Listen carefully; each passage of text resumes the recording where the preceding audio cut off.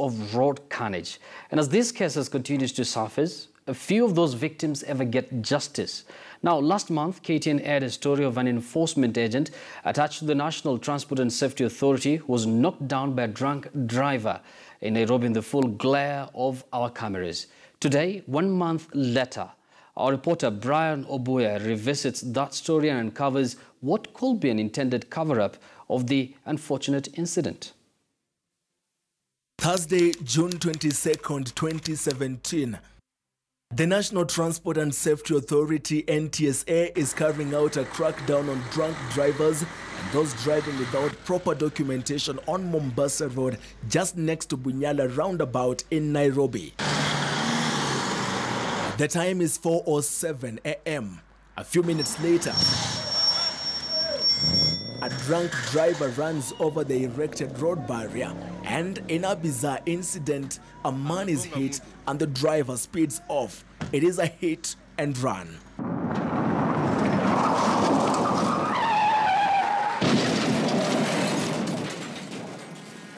KTN News captured the last and only images of that incident, images that will later that day stir public fury.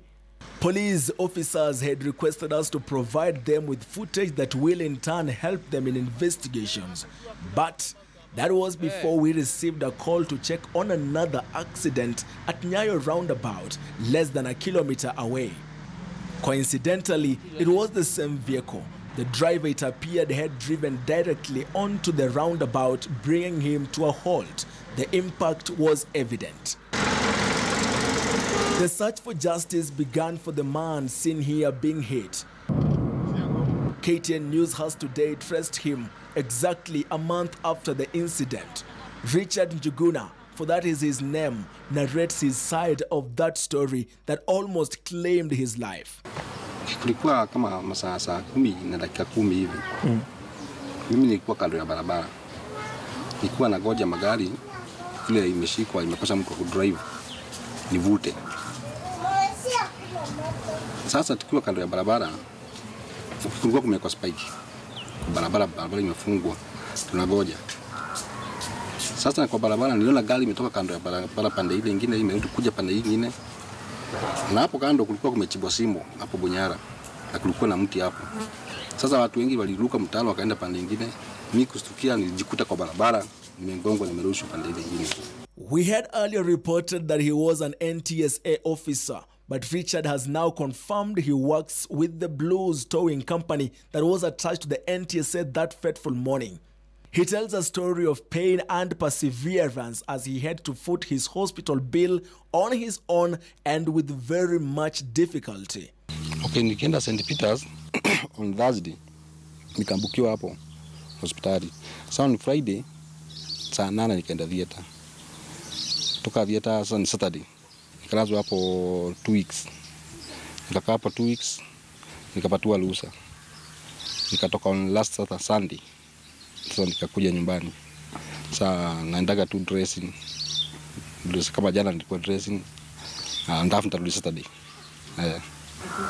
Nikatoka hapo nikapelekwa kwa Kikuyu hospital. Huko nikapigwa picha, alafu nikawekwa mawe nusu. Nikaambiwa nirudi next week.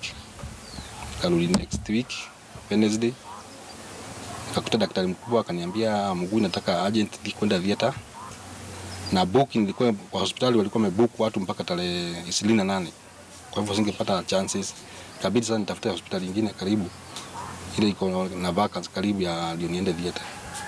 Sasa nikatoka hapo nikapelekwa St. Peter's. Hapo ndio nitibiwa. Naweza sema ni wenye wale wanafanya kazi usiku, wao waangalifu juu watu wengi ndio wana drive magari.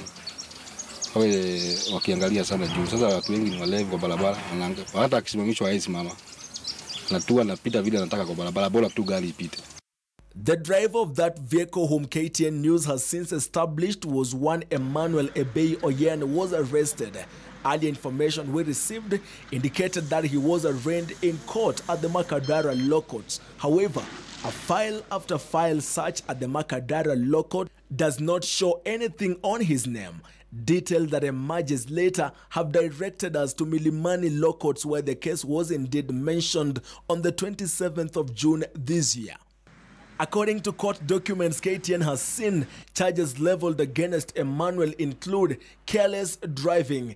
Emmanuel, who was driving the Range Rover with Ugandan number plate UAN 777P, is also charged with the driving under the influence of alcohol. Lastly, he is charged with the driving without a driving license. Emmanuel Yebei denied the charges and was released on a cash bail of 20,000. But in an interesting twist to this story, the police did not include the morning accident as part of the charges. In fact, Njuguna tells us that no one has contacted him about the events of that morning. He has not been called upon to even give a statement. The court file, which lies at the Milimani Law Courts and which KTN News has seen, lists Richard Njuguna as witness number 1. That notwithstanding, Richard has no idea about this case whose mention already happened and whose hearing is set to take place on the 1st of August, just 9 days from now. But is it deliberate? Mimi vile nilienda hospitali hata sijui vile kesi imefaidiwa hata sijui. Sijai hata aenda ku police station kujua hata report vile hata statement sijaandika. Na hakuna mtu labda amekutafuta uandike statement? Hakuna mtu amenitafuta. Lakini uko in communication na wale watu walikuwa pale on the scene that day? Okay, wale tu walinipeleka hospitali au tu ndio walichukua tu details majina yangu tu na namba yangu ya simu. Richard, who is also called Jim at times, is now incapacitated, not able to work to fend for his family. His small daughter knows that without these crutches, her father will not walk, but without an idea why. The National Transport and Safety Authority maintains that cases of drunk driving are on the downward trend, at least according to Lieutenant Hared Adan, the Deputy Director, Safety Enforcement and Accident Investigations within the NTSA. We have seen quite a reduction in terms of the drunk driving offenders of late. This is a result of our actions to promote road safety. That has something to do with the breathalyzer, which NTSA says has really helped them in nabbing drunk drivers and reducing fatalities on the roads. But again, amid controversy that surrounds the legality of the equipment. After a court challenge on Alcoblo, NTSA made a successive comeback by changing the clause under which they were charging the offenders and reintroduced the breathalyzer. The purpose of the drunk driving exercise is to promote safer roads. The law or the court ruling did not abolish. So drunk driving exercise is still legal, but the court gave us a leeway apart from depending on the measure. There are other parameters that a police officer will look into to ascertain whether this person is capable of physical control of the vehicle.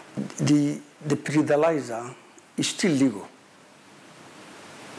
to undertake the test. And you charge the offenders under Section 44(1).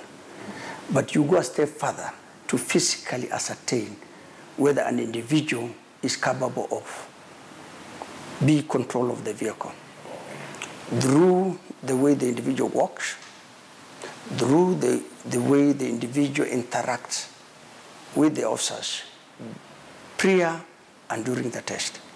But we have got a limit of 0.35. So if you're above the 0.35, then you are driving above the legal limit. Statistics from the National Transport Authority continue to highlight pedestrians as most affected victims of road accidents.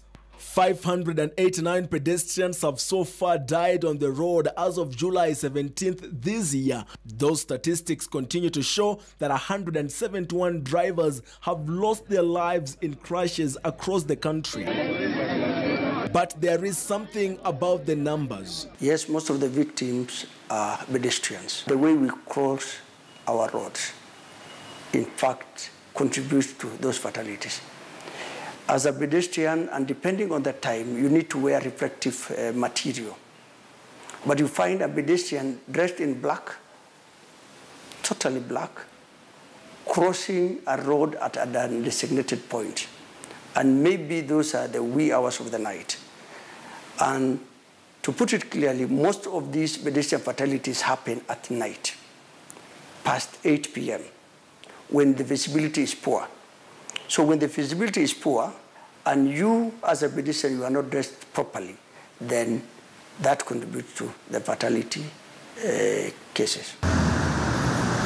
This is Nyayo Roundabout. It is at this exact spot 31 days ago where a drunk driver almost claimed the lives of 3 people, 2 of whom he was driving. The damage is still evident, and then rises the question of who should bear responsibility for damage caused on our roads by careless drivers. Probably we need to be having that conversation soon. There indeed is something about the numbers. Imagine that up to 1,000 people have died in road accidents every year for the past 5 years. Imagine if the drivers were a little more careful. Imagine if the drivers obeyed zebra crossing and pedestrians actually used those designated crossing areas. Then imagine the number of families that have been thrown into pain, sorrow, confusion, and fury as a result of road accidents. Now imagine if the government could ensure justice for hit-and-run victims whose perpetrators are known. Can one really reinvent themselves from such permanent injustice? Brian Obuya, KTN News. A very disturbing report there. We do hope that the relevant authorities are going to take proper action, because clearly somebody somewhere is trying to cover up that incident. That story takes